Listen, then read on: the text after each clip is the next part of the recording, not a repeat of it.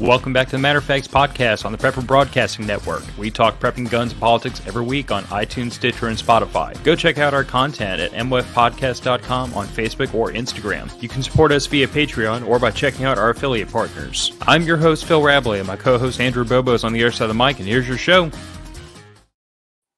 And welcome back to the Matter of Facts podcast. Yes, Jim, we're coming. We try to go live like right on time, and I think we were just a couple of seconds late, but we can be forgiven for that. We were actually talking about something right before the show, like we always do, and Andrew said, save it for the show, and I'm saving it for the show. So, like, before we get to topic... Huh? I don't remember what it was.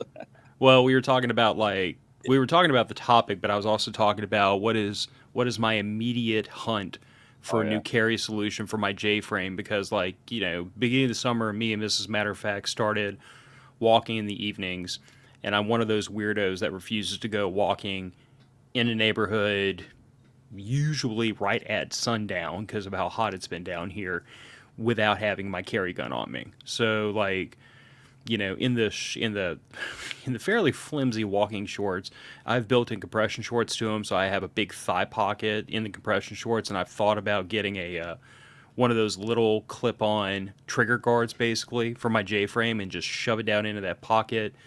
But I'm not sure I'm totally comfortable with that solution, and Andrew was trying to sway me towards the Filster Enigma, which several other people have recommended. I really need to get off my butt and just really look hard at them. I've thought about a belly band. So far, I'm just taking my my normal inside the waistband holster and clipping it into my running shorts, and I'm yanking the drawstring as tight as I can stand it to, you know, kind of hold it stable up against my body. It's probably not the perfect walking running shorts carry solution, but so far it seems to be working for the time being. But that's kind of a very specialized situation, because it occurred to me when I started doing this that I don't wear anything that doesn't have belt loops. I wear a gun belt like as my daily thing. Like I have a gun belt that looks nice enough that I could wear it with dress pants and nobody really bats an eye. So, like, I always have a gun belt on me, and I've never been in a situation where I don't have a gun belt to help support the weight of a holster, so this is kind of uncharted territory for me, and having to look away from quote-unquote normal or traditional holsters, because I don't have the extra support of a belt to clip it to right now. Curious, Jim, what is her new carry gun? You can drop that into the chat, and I'll pick it up sooner or later. So I really want to touch on this because, we were talking about, I was talking to you about the Filster Enigma, and really, I don't have one. I've been looking at them for a while, just never really got one.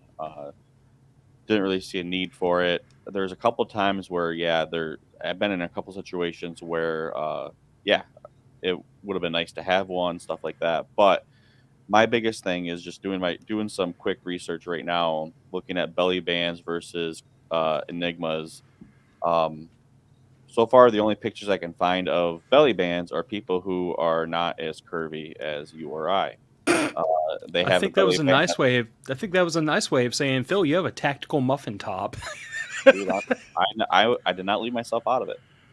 So the fact that I don't know, just going off of the pictures and stuff like that, going off of how, like, to me, it actually, if you're trying to hide the pistol, the belly band, in my experience, and I mean, actually, I can't say experience because I've never tried one, but in just my research, looking at photos, looking at everything, like, I don't see the ability to hide the pistol very well. And some people might be able to. I do know some people that have the belly bands and they make them work great. Again, they're not as curvy as I am, and I really feel like just the extra few pounds here will forcefully push the band out and push the gun out and all that stuff.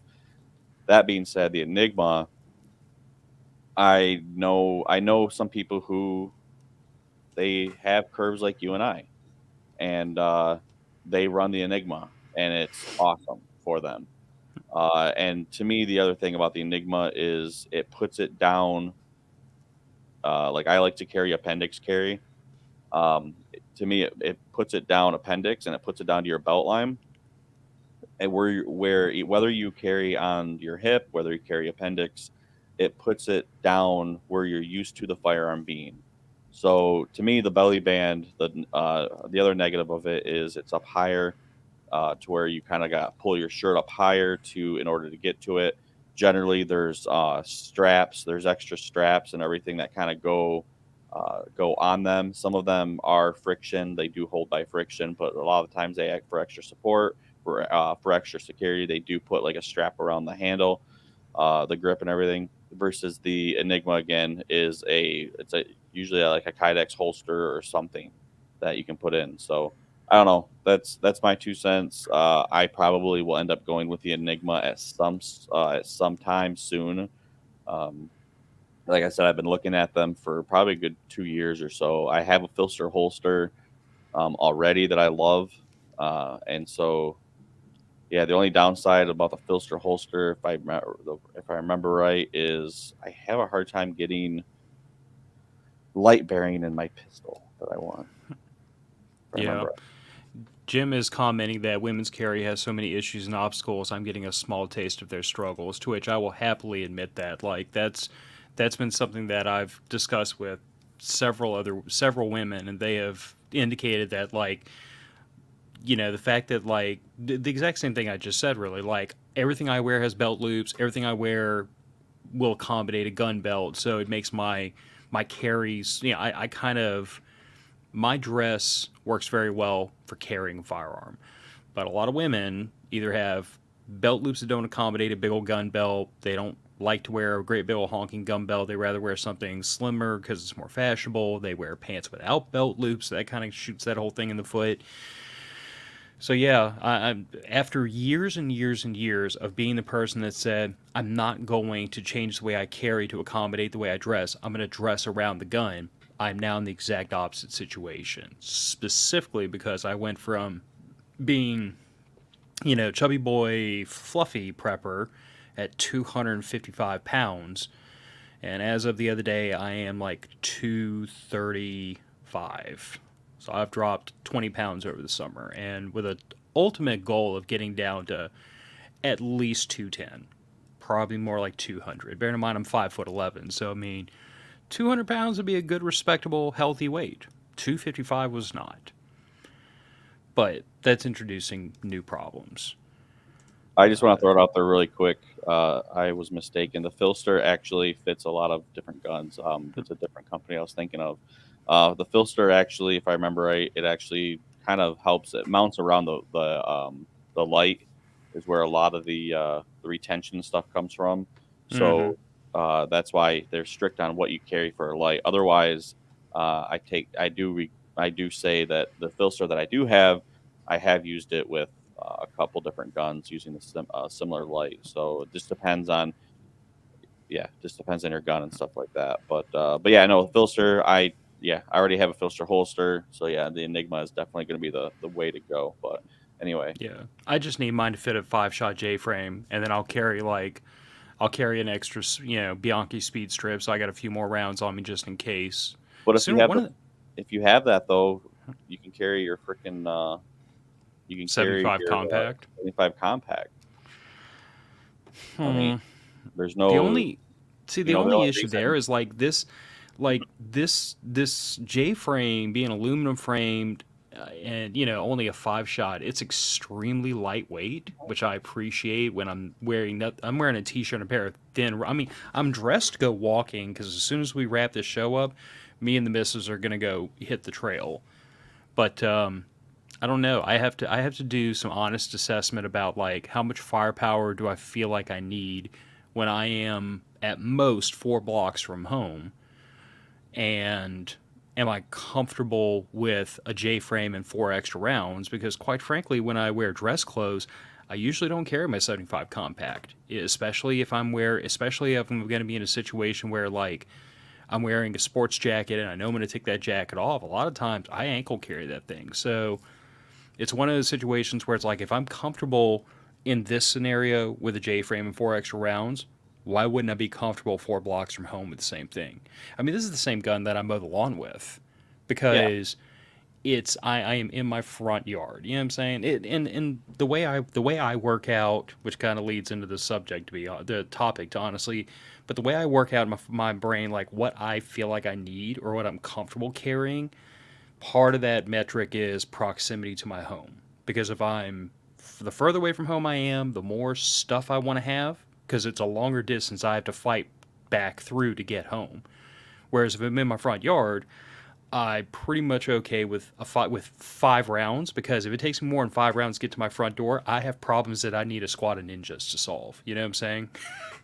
Yeah. I just look at it as, I mean, like I mowed my lawn today, did yard work and stuff like that, and uh, I had my MMP 2.0 with the SRO on it and extended mag, uh, the base plate on and stuff that I carry. It's my everyday carry, and that's what I had that on me the entire time I was out doing yard work. I mean, I guess yeah. I mean, it's just depends on what you're comfortable with, but I guess the whole reason for like and if I had a revolver, I don't know. I mean, honestly, I probably wouldn't even change it because if I had a revolver, I consider those something more of a deep carry, and then somewhere where I need to actually carry more concealed than I could carry my MP. Then yeah, the J frame is great, but if you can solve the issue of, well, I don't really know what, the only reason it's like, it sounds like the only reason you're carrying it is because you really don't have a gun belt.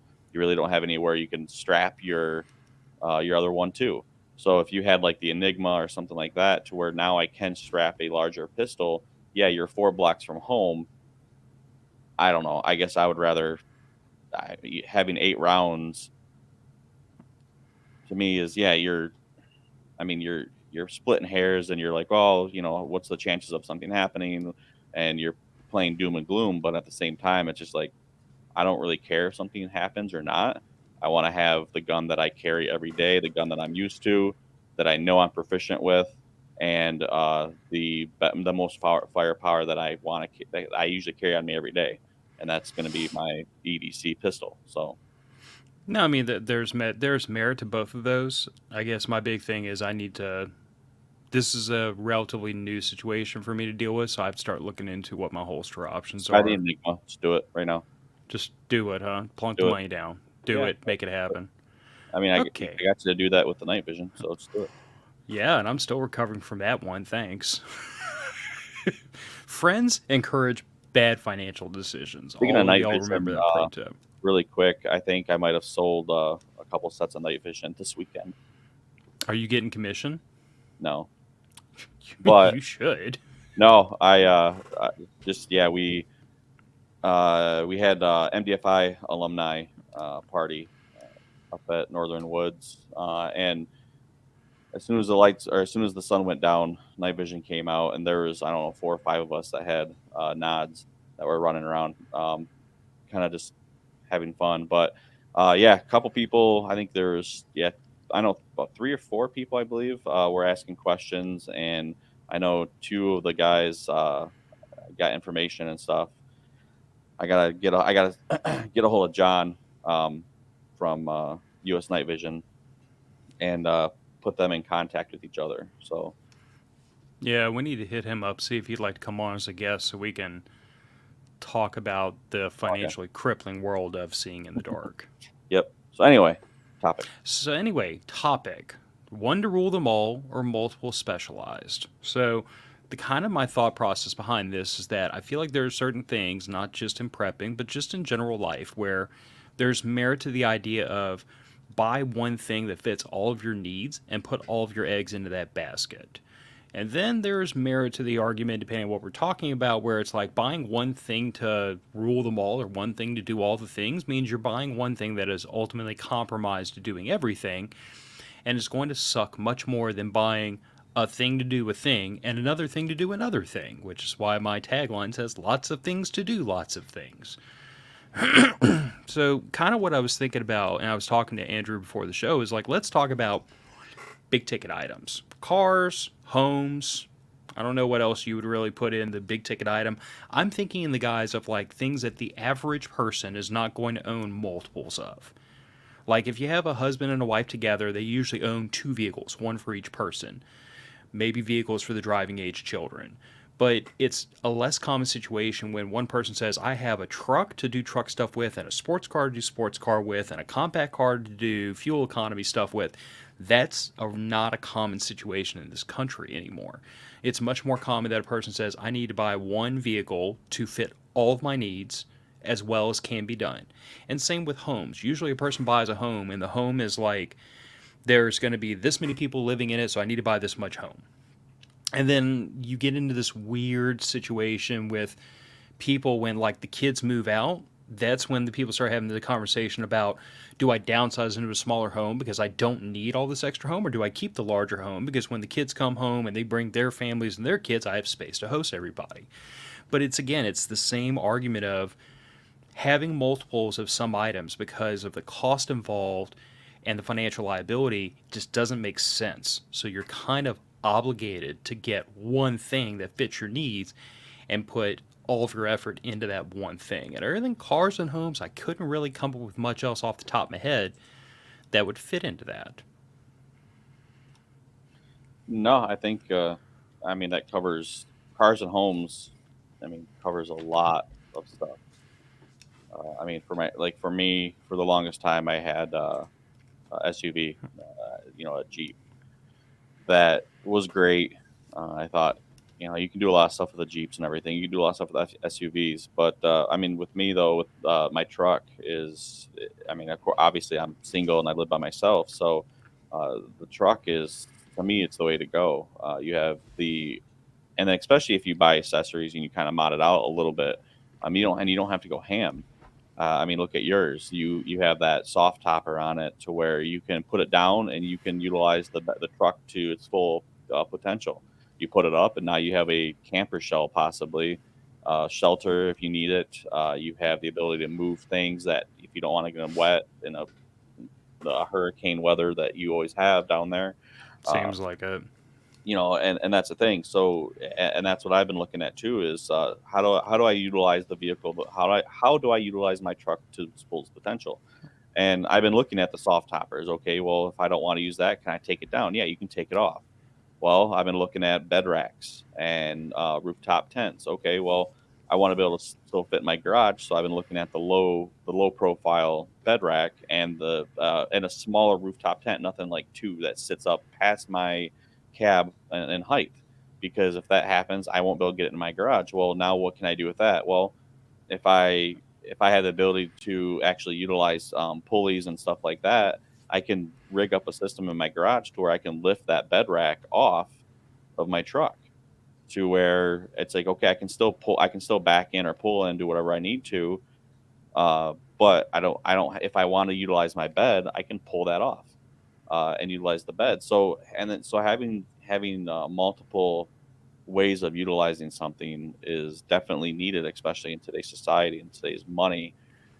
I mean, unless you're just like, whatever. But I mean, if you look at the house, I mean, a lot of places like you want to look at something that okay. I mean, that's why a lot of people are going. You see now the popularity of the fridge freezer combo. Back in the day, you had just you had a fridge and then you had a freezer. Then the technology came along where they combine the two, and now you see a lot of people that they still have maybe a chest freezer or something like that, but now they have the ability to have the fridge freezer all in one unit. And yeah, you might have you might have lost some fridge space and stuff like that, but the ability the idea that I can just go and in the same space that my fridge is in right now, I can put a fridge and freezer and have that ability to have two in one kind of option like that right there. And in that vein, specific to fridge freezer combos, it's also more energy efficient, best Hmm. I'm aware, because you're using one compressor, you're siphoning the cold air away from the freezer into the fridge, rather than having two completely separate appliances. And for that, and also in that vein, that's why heat pumps have risen in popularity so much. Because now, bear in mind, I'm digging back in the brain box 20 years ago to when I was doing HVAC work for a summer. But best I recall, heat pumps work literally backwards from the way your air conditioning works. In other words, instead of taking the heat from inside the house and then running the running your refrigerant through the lines in one direction to eject the heat out the back, out the outside unit. They run backwards to literally like try to bring heat into the house. I don't recall all the specifics, but I know that heat pumps have gotten very popular because it's a fairly cost efficient system. It's very energy efficient and it's space efficient. And that's really what you get with a combination fridge freezer is space efficiency. I mean, no matter what your perspective is on some of these things, it really comes down to like there is merit sometimes to this idea of I buy one thing that does everything I need it to do. I mean, that's the whole reason my truck is modified the way it is because at this point, when I was doing camping trips by myself in a four-door truck, I could put 90% of what I wanted inside the truck in the back seat and didn't have to worry about anything. And then when I put a wife and a kid in the vehicle, and then, like stuff had to go someplace and all their stuff had to go someplace. So that's when I started trying to make the one truck do everything, accomplish everything it had to do. And some of that was modifying it very intentionally, but that's also why I went with a soft topper instead of a hard camper shell. So I can still use it to do everything I want it to do. So I mean I think there's merit to that in some cases when it's things that become cost or in some other way prohibitive to have multiples of. You're kind of stuck having to make one thing do everything you wanted to do because having multiples is just not reasonable. And then you get into things like on the polar opposite end of the spectrum, consumables, food, water, medical, home goods, building supplies. Like, there's not as much argument about, well, why would I want tacos one night and rice and beans the other? Like, it's not prohibitively expensive to have two different things. It's not prohibitively space inefficient to have two different things. And sometimes you want tacos, sometimes you want beans and rice. And I look at a lot of like home goods like that. Like, it doesn't make sense to have 5 different kinds of toilet paper depending on what kind of mood you're in to wipe your behind. But it doesn't make sense to use like paper towel to wipe your butt with either. You see where I'm going with this? Like, there's it's kind of a silly argument to say why wouldn't I specialize because we're not dealing with a space inefficiency problem. We're not dealing with a cost prohibitive problem. Thing A and thing B are not appreciably more economically efficient that it would force me to use something in a way it just doesn't work. Mm-hmm. And I use the analogy with you earlier about like food prepping, which is something I've been hammering on for like a good year with my own family. And a lot of people get really wrapped around the axle about whys or certain companies that do quote unquote prepper food. And I always tell people like, you're already at the grocery store. You're already buying groceries. They got stuff in the grocery store that in the right conditions will last 15, 20 years on the shelf. Why would you go dramatically out of your way to buy this other stuff that you cannot as easily replenish locally that doesn't do much more than what you can get in the grocery store? And it probably costs more. It just doesn't make sense to me. Like, you got all the stuff right there, just grab it and go. And there were things like building supplies. Like I was telling you earlier about how I had to redo the deck on my back porch the other day, or been a while now, about a year, but like I intentionally bought a huge bucket of deck screws. And yeah, there are different uses for different kinds of screws, but I'm gonna tell you I've used that one bucket of deck screws for every kind of woodworking need you can think of because I've got still half a bucket of the deck and things lying around, and I'm gonna use them. So there's an argument to things that are able to be repurposed and fit multiple roles. There's an argument to buy the right things to do the right things. Kyle Wilson, red beans and rice forever, speaking my language. I could eat red beans and rice and andouille sausage like 8 days a week. My wife would stab me. Mm-hmm. Most of y'all would stab me too if y'all had to live with me, to be honest.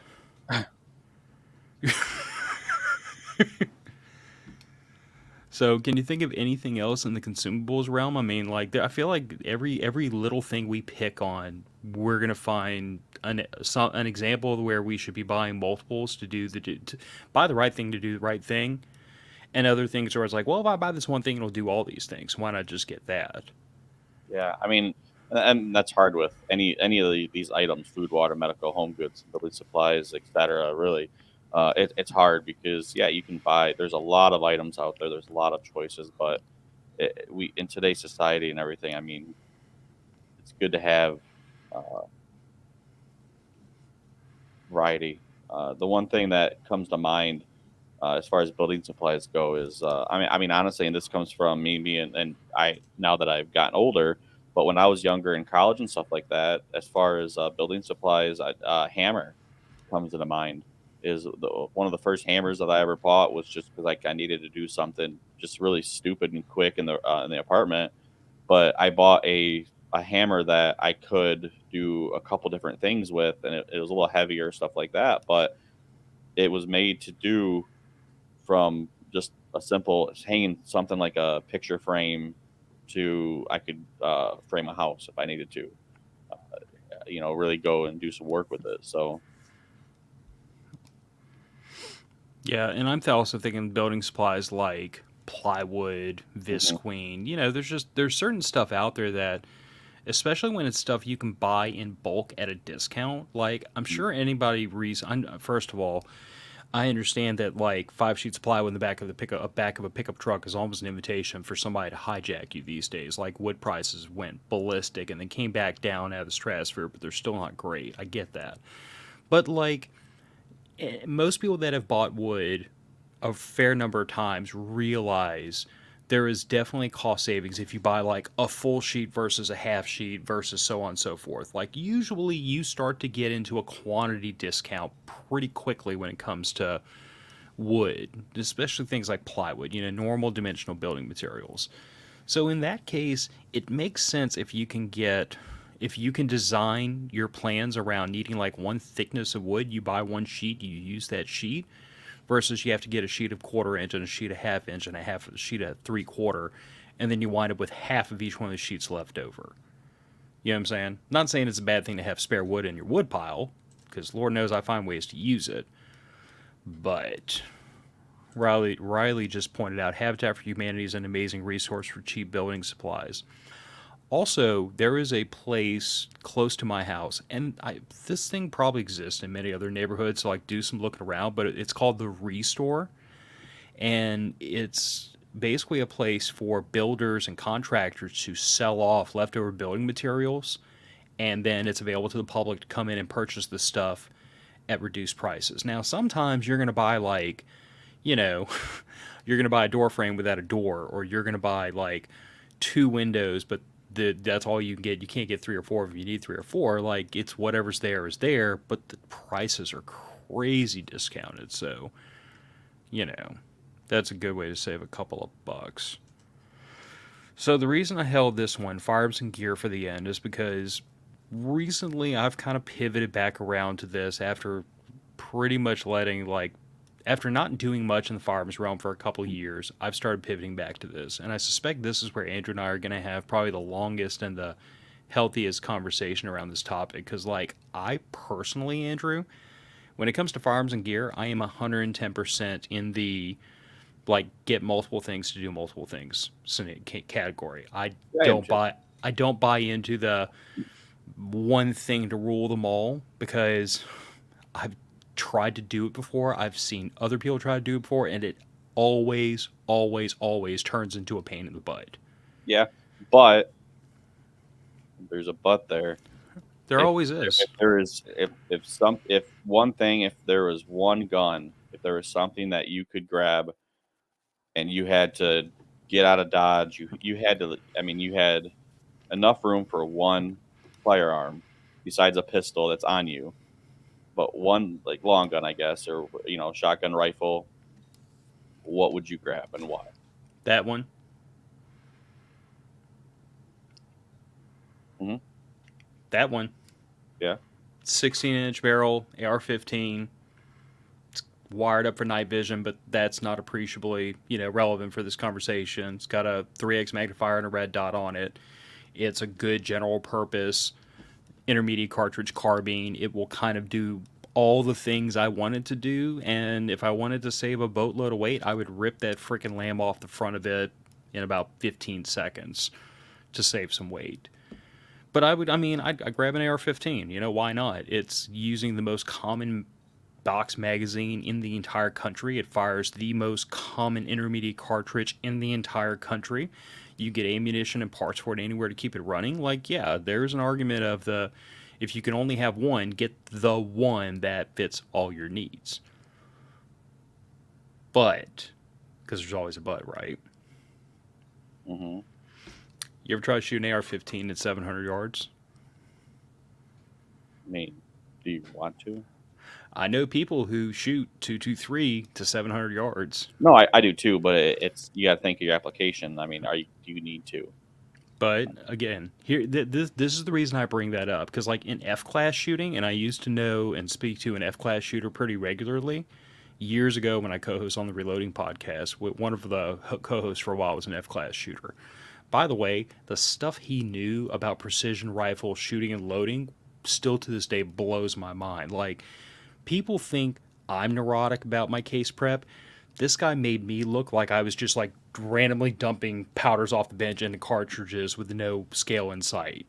He was crazy about it. But then again, he's trying to put, you know, like 4 rounds into this at 1,000 yards, so you kind of have to be at that point.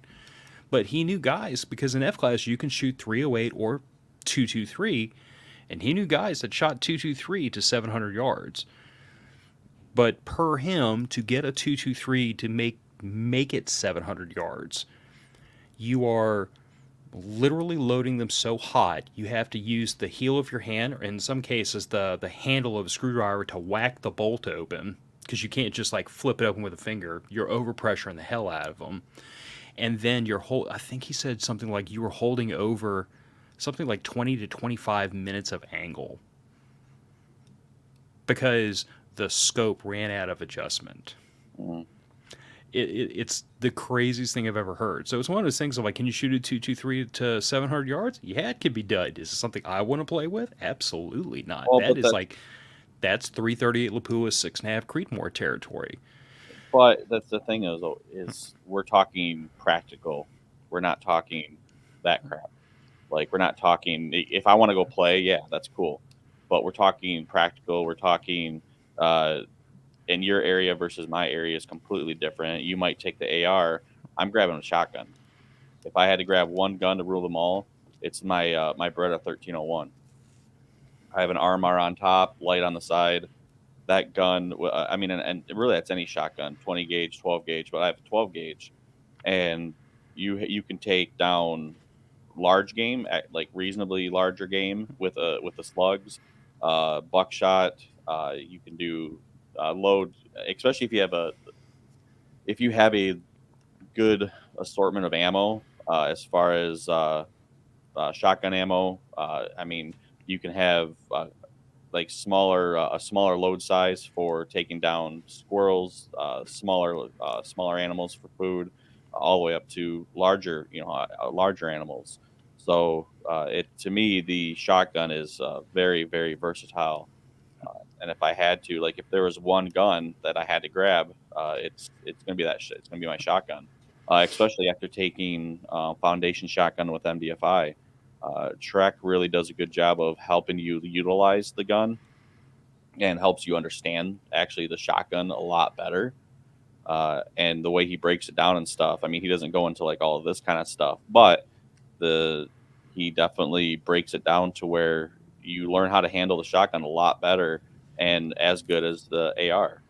So, and especially recoil management and stuff like that. So, yeah, I would definitely, the shotgun would be my go-to, and especially here in Michigan. I mean, there's fields, there's open fields and all kinds of crap where you could sit there and you could shoot 700 yards. But me, I'm not going to take that shot even with my 6.5 Creedmoor. I'm not comfortable with doing that. Now, I did come across somebody that I know that they're offering long range classes now, and we can talk about that off the show because it's actually really interesting. And they take you from 100 yards all the way out to 1,000, and they teach you how to actually they teach you how to go from 100 to 1,000. They teach you how to basically build out your dope card. They help you do it, and by the time you leave, you're hitting 1,000 yards. And so yeah, but again, it's in Michigan. I'm not going to be shooting that far. Shotgun for Michigan, how thick the woods are and all kinds of stuff. A shotgun is actually pretty. Is actually one of the guns that if you live here and you don't have a shotgun, you should probably get one, because it's just how thick the vegetation is here, and how you can utilize it a lot better than just a rifle sometimes, especially our stupid crazy laws that in the firearm, sorry, deer in the deer hunting, we have an imaginary line that if you cross it to the south of it, you cannot use a regular rifle. You have to use a straight wall cartridge. So or a Sounds muzzle like a loader, stupid line. or a shotgun. They call it the shotgun line. And so you go above that, and magically you can use a 6.5 Creedmoor. You can use 5.56. You can use 308, stuff like that. And but no, and what cracks me up is I can use a 4570 government in the south, on the south side of the line. I can use a muzzleloader, which if anybody knows anything about muzzleloaders nowadays, they're they're you can precision shoot. I mean, they're really good. If you dial in and you're good with a muzzleloader, you can shoot a long freaking ways. So the law is stupid. And Would Andrew this be knows the because I Lloyd? know. Would Andrew, this be the line between you and Illinois, Stan? no. What do you mean? Okay. Which line are we referring to? Because I don't know where that dumb line is. What is it? It's 46. So it's a line that it's a line in Michigan basically that it kind of cuts Michigan in half. The lower peninsula rather. So it's basically, I think it's like M46. It cuts across, and I don't know exactly where it's at. I know the rough line because I don't live around that area. So So you're telling me somebody, some legislator, some politician, literally instituted an arbitrary law around an arbitrary line? Because anything that has to do with like a highway or a line of longitude is an arbitrary line. An arbitrary law written around an arbitrary line that says what you can and cannot pink mist animals with. Is that the long and short of what I'm picking up? yeah, kind of.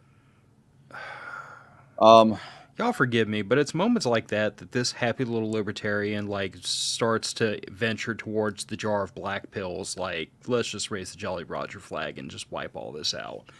That we've gotten way too stupid. yeah, I don't know. I mean, Way too stupid.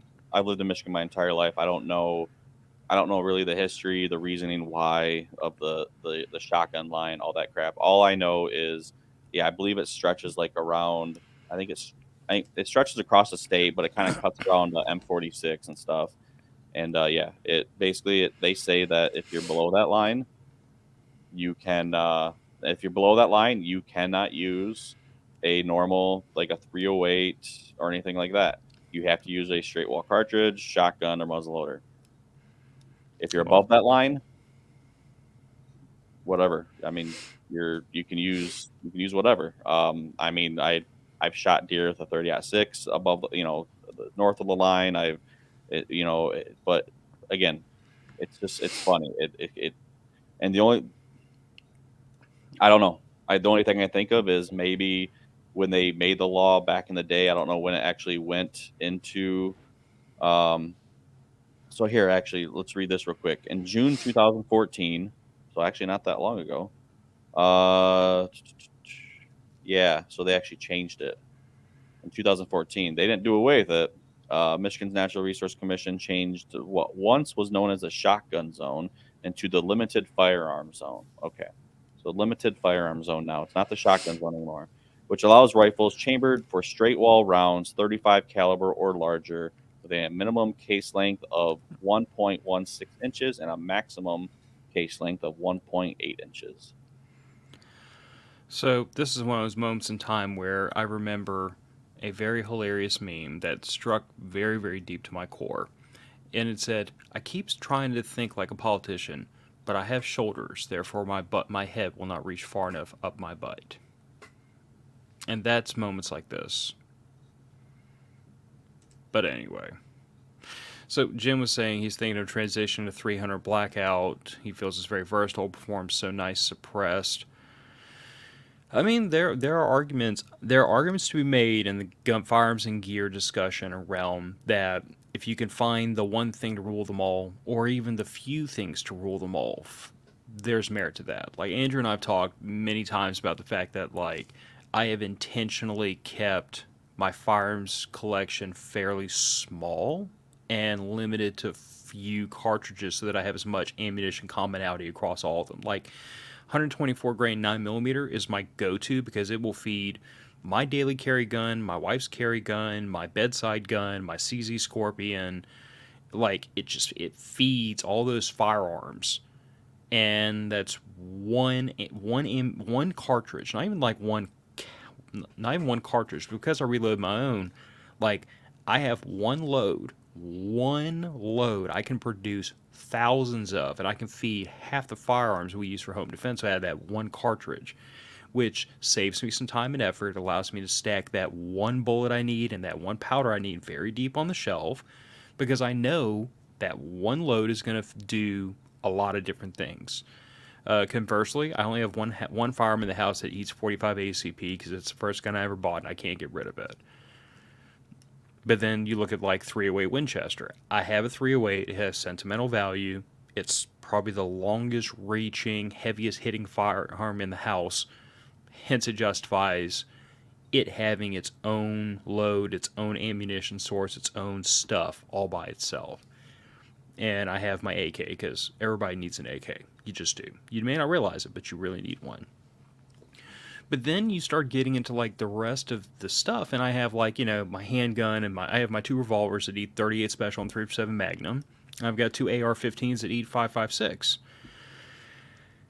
I like the idea when it comes to conversations about ammunition where we can have one cartridge feed as many different firearms as possible, because then it means you can buy that one cartridge, stack it really deep, buy it in bulk to try to get, use economies of scale in that way, and you can stretch it as far as possible. There's merit to that. A buddy of mine that I deal with for reloading brass, he sold off a whole bunch of his firearms for the same problem. He went from, I think, 12 different cartridges he had to stock to feed all these firearms down to 5. And it was the same problem. It was like, I've got this gun, this one gun that shoots this kind of ammo. So I'm always fighting with trying to find that ammo. It was a lot of like kind of weird, esoteric, off the beaten path stuff too, which didn't help his case. But he slimmed down to basically 9mm, 5.56, 300 blackout, 357 Magnum, and 38 special. Pretty much what I slimmed down to, minus 300 blackout. So like, there's definitely merit to that. But then when you get into a conversation around firearms and gear, I am not a proponent of the one to rule them all. I think I think there's an argument to be made that there are certain firearms that can fit multiple roles. But I also feel like the moment you say I want to buy one gun and it does everything, you're gonna end up modifying or building the firearm to such a degree that it's gonna do everything equally poorly. You know what I'm saying? Like if you want to build the lightweight packable firearm that you're not going to mind carrying for 5 miles, but you also want to build the gun that can hit to 700 yards and shoot in the dark, you're going to have a high power variable optic on it, plus you're going to have a lamb on it, which is going to make it heavier, plus you're going to have a bipod or a tripod or something for more stability, and all that's weight to make carrying it 5 miles on your back a royal pain in the butt. You see where I'm going with this? It gets to the point where it's like in the pursuit of buying the one thing to do everything, it does everything poorly and nothing well. Versus, I have a shotgun, because the shotgun does all these things pretty well. But if I want to reach out and touch someone at long range, I want a 6.5 Creedmoor bolt gun. If I want to have maximum ammunition commonality with most of the rest of the frickin' free world, I'm going to get a 9mm and a 5.56 that shoots Stanags, because that's common. That covers. You see what I'm saying? It's like it gets to a point where it's like most people can afford multiple firearms that are in this space. Might take a while. You might have to sell some body parts or some plasma, but you can do it. So there's a lot less of an incentive to try to buy one thing that does everything when it doesn't do any of those things particularly well, in my opinion. Yeah, I mean, I guess if someone came to me and said, I want to buy, I have all this money and I want to buy a handful of firearms to cover kind of bases, what should I get? I would point them to either a 9 millimeter pistol, Glock, Smith and Wesson, a shotgun of some kind, and I would say if they had the money, I would say I'd tell them either one of the higher end Mossbergs that just came out not long ago, uh, a Beretta 1301, or what is it, the 990 or something like that. That just the patrol that they just released. I can't remember. They just released like the tactical version kind of thing. Wait, 390, A390. A390, yeah, something like that, or the Because 1301. because I'm not gonna lie, the A390 it's kind of making me a little hot under the collar. The thing is, those at the A390, if you look at it versus like the 1301, if you're looking at just strictly like price, they're, I mean, the 1301 kind of runs a little faster from what I understand, and it's a little bit more expensive, but you're looking at around $1,000, $1,100 or so for the 390, or yeah, the A390 or whatever, versus the 1301. It's like 1,300, $1,400. Like, so you're spending a couple $100 more for a little bit of a better shotgun, but get to each their own. I really don't care. But that being said, I would say pistol 9 millimeter, a shotgun either in 12 or 20 gauge, and I would say an AR-15, and then I would say a longer range bolt gun. There's four guns that if you really want to just say I want to slim down my collection, or not even a collection, if I want to slim down, I want to get, there's four guns to kind of cover all my bases. I would definitely say, yeah, AR bolt action rifle in a higher caliber 308 6.5, something like that, shotgun and a pistol, and you get those four guns, and then you stack ammo and all four of those calibers, and you'll be golden. Yeah, Joe kind of merged your 3-way bolt action and your AR-15 together into the AR-10, which again, there's an argument to be made of trying to have that The one firearm AR-10 that does both right. things. I'm just gonna say, and this is like purely from a person who hasn't fired. I've spent a lot of time with AR-15s, not a lot of time with AR-10s, but I know how to read a spec sheet. If I got to pick a gun to put on my back and carry for a long distance, I'm gonna take the AR-15 every day of the week and twice on Sunday because I can carry more ammunition for less weight. Well, but like I have a 308, I have an AR-10 built out in 308, and I love that AR-10. It's a beast. It gets heavy quick. It's not something I'm going to want to lug on my back. But that being said, I mean, it's a heck of a gun. Now, when it comes to hunting, like when it comes to rifle hunting, like deer hunting or something like that, I I have shot more deer with my 6.5 bolt action than I have my 308 AR-10. I've never. I think I've taken it out once rifle hunting. Didn't see jack crap, so whatever. Didn't get the chance. But that 6.5, that Savage 6.5 Creedmoor that I bought, I bought it, and I put down quite a few deer, and it's good to go. But that's the thing is, and that's the other thing too, is I want to learn how to utilize the 6.5 out to 1,000 yards. I'm planning on, there's a couple classes coming up next year that I want to I'm going to look into taking for long range shooting. Now in Michigan, am I ever going to really utilize it? No, but it would be really nice to know how to reach out to 600 yards, 700 yards across the field, and put a deer down and be confident in that, Mm-hmm. if I have to. And so that's the thing is, but yeah, again, if someone came to me and says four guns to cover my bases, what do I get? And it's 9 millimeter AR-15 and 5.56, a 12 gauge or 20 gauge, and a higher caliber bolt action. So let's take this conversation and dovetail it into support gear, because you and I both know most people's initial inclination is I need firearms, I need magazines, I need ammo. Then you become one of these weirdos like you and I who start saying, well, but I also need a way to carry magazines because, you know, things like chest rigs and body armor and all that kind of crazy stuff comes up in some conversations when you're worried about hunting things that aren't four-legged and have antlers. But I can't go any further down that because YouTube will have a complete freaking screaming fit about it. But anyway, so this is another one of those realms where I have, especially recently, I've really kind of embraced this idea of having like multiple systems to support sometimes even the same firearm in different guises, but very often different firearms. Like I have a chest rig that I started with like an old Vietnam era Chi-Com chest rig. I have modified the holy hell out of it myself with, needle and thread and some redneck ingenuity. But like I cut spacers for those magazine pouches so that I could pull the spacers out. It'll fit an AK mag. I can put the spacers in, and it'll stand off the top of an AR-15 magazine just high enough that I can actually reach in there and pull it out. So I can swap back and forth between AK and AR mags with this thing. I took one of the grenade pouches on this chest rig because I don't have any grenades. ATF would have a complete screaming meltdown about that. And I sewed a line of stitching down the middle of it to turn it into a twin magazine pouch. And that's more useful to me. And I use the other one as like a little mini medical pouch so I can stuff like, some combat gauze and a tourniquet into. But this one chest rig, I can configure back and forth from AK to AR fairly quickly. But more recently, I also got a micro chest rig. It's just big enough to carry 3 AR mags, a pistol mag, a tourniquet, and I've got a little GP pouch in the front for like, some of my medical crap.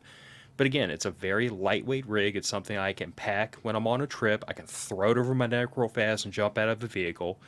I've talked in the past about the bailout bag that's right here over my right shoulder that I built for the CZ Scorpion. And it's nothing fancy. It just holds a pair of pistol mags for the gun that I conceal carry all the time. It carries a bunch of Scorpion mags, and then it carries a bunch of medical equipment. And the idea was always, it's something that's always been built around the idea that that's what's going to get carried if I'm on a family trip, and it's going to be something that's not meant to be like, armor or anything really ostentatious. It's a very nondescript looking messenger bag, but it's something I can throw over my neck, and I have everything I need to support my CZ Scorpion and my concealed carry handgun if I have to jump out of the truck very quickly. It's the bare essentials. It's everything I'd have in a chest rig, but it doesn't look tactical. But then I have a chest rig. But then I also have a body armor setup, which in the near future I'm going to be completely ripping apart and redoing.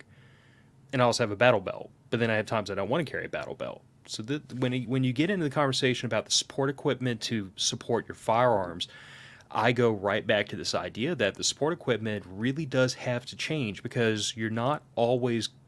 If you try to say, I'm going to have one set of support equipment to fill every need, then you need to support every need from lightweight, being able to move quickly, all the way to high threat maximum protection.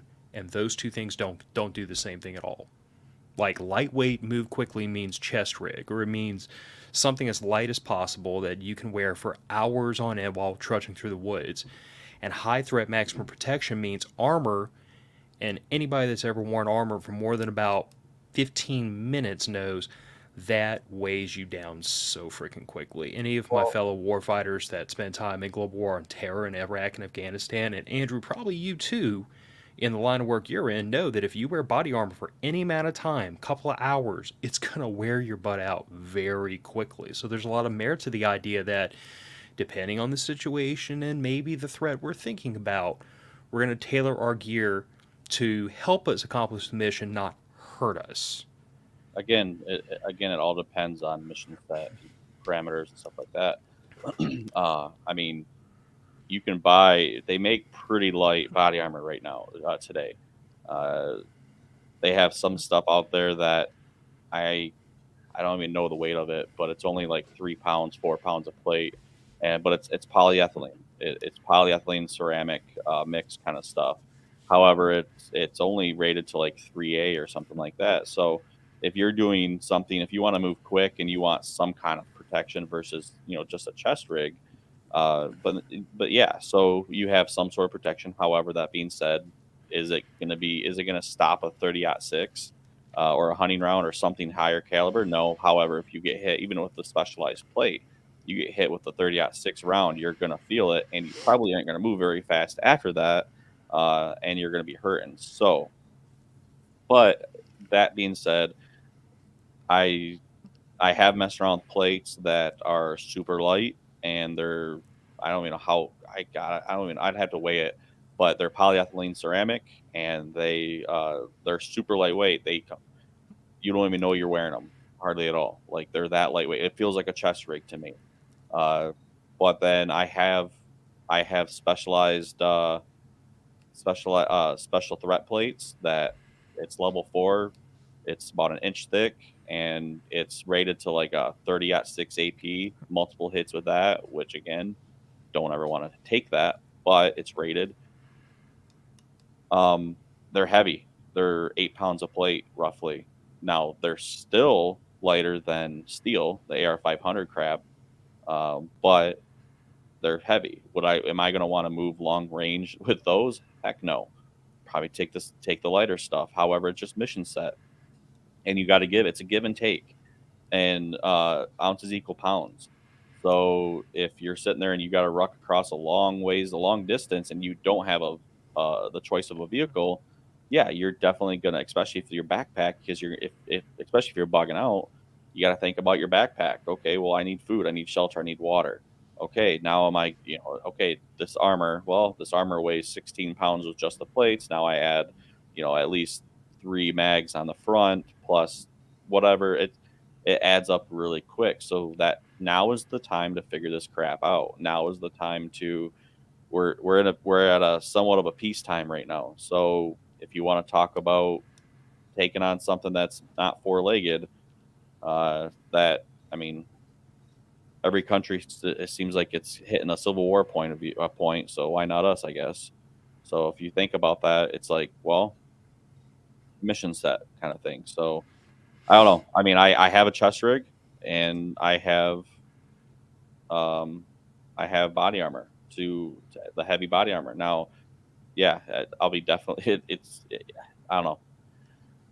It's a lot to think about, but right now is the best time to think about it. Is peacetime, knowing what your capabilities are, knowing what you have, knowing what you can work with, knowing your distance. Again, we've talked about in the past. We've talked about storage lockers.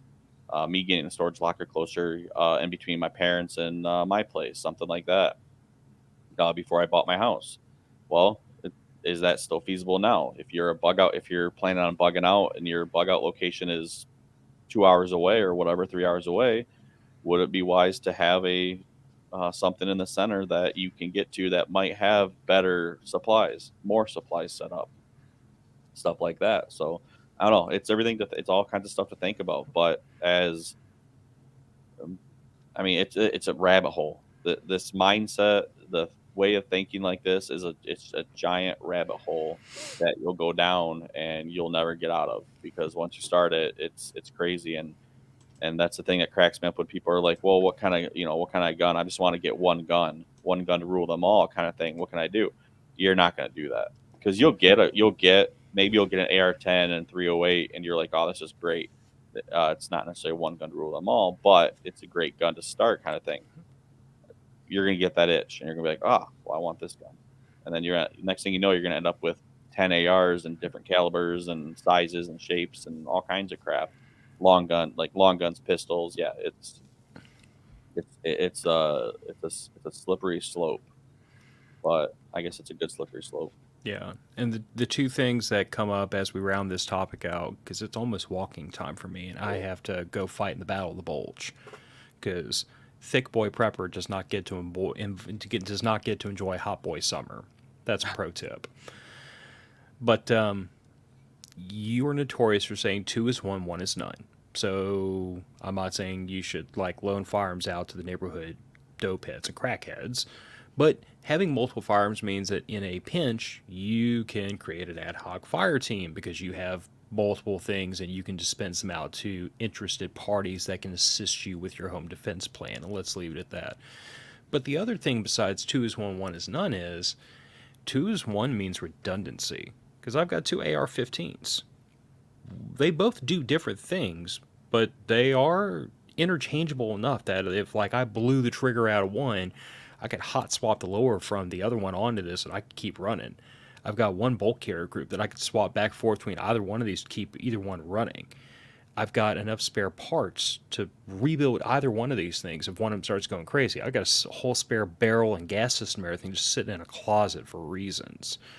You know what I mean? Like, there's merit to having multiples of any particular item because you have built-in redundancy and you have the ability to distribute that prep down to multiple parties.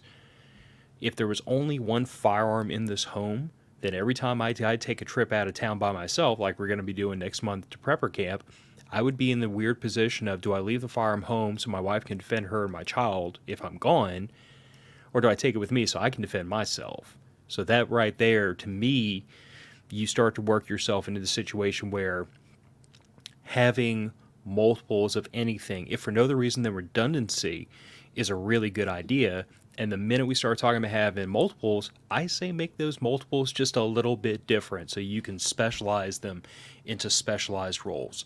I just caution the listeners against over specialization, because there are those people out there that start looking at AR-15s like golf clubs, and they think, well, this one can shoot 500 yards, and this one shoots 600 yards, and this one's really good at 100 yards, and this one's in 9mm, and this one's in 45. And before you're done, you have this enormous collection of freaking firearms that are each one so specialized. They don't do anything but the one thing they're built to do, which is kind of the direction we're going with the night vision guns eventually, which aggravates the crap out of me, because so far everything I've done to this gun to make it more night vision compatible has made me dislike it for just general shooting.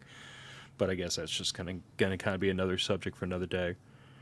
But do you have anything else to chuck in here as we roll this out? I kind of feel like we've made the point. You know, there are instances where having one to rule them all makes a ton of sense, and then there's times when you're just pushing a rope to try to pull that off. So I think, like most subjects we tackle, this comes down to a little bit of nuance and a little bit of it depends and a little bit of like, figure out your own situation, because everybody's in a little bit different environment with a little bit different situation, with a little bit different living situation and different budget, and therefore everybody's going to get to make this decision individually. Mm-hmm. So if you came here looking for conclusive answers, that's not usually how we work. We usually say it depends and then aggravate the hell out of the entire internet. But if you like the conversation, then we're here for that. But I guess we'll go ahead and kick this one out the door. You look like you need a nap. I need to go sweat off some poundage. No, I took a nap before. I fell asleep in the chair after I got done mowing, so I need to go take a shower. Well, enjoy the shower. Like I said, we will be going to prepper camp in the very near future. We're going to keep saying it on every daggum show. It's on our social media pages. If you're going, please come and look for us. We'll be the troublemakers getting in trouble and making noise and, pissing off our neighbors, inevitably, because we do it every year. And if you're not coming, you're missing out. You really should make an attempt to go to prepper camp some other time. But, Matter of Fact's podcast heading out the door. Good night, everybody. Bye.